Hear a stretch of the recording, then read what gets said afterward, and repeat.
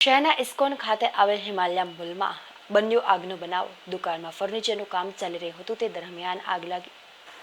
ભાવનગરના હિમાલયા મોલમાં શૈલેષ નાકરાણીની ગ્રાઉન્ડ ફ્લોરમાં આવેલ G5 નંબરની દુકાનમાં આગ લાગવાનો બનાવ બન્યો હતો।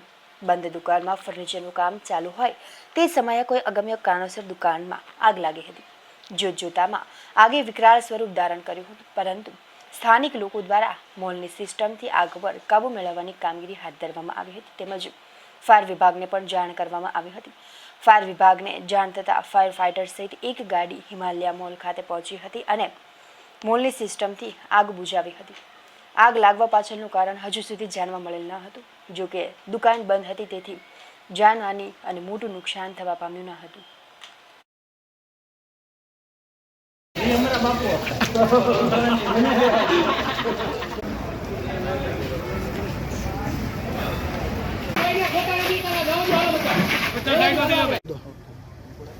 મારું નામ ધોળકિયા હરેશભાઈ નરસિંહભાઈ, સિનિયર ફાયરમેન।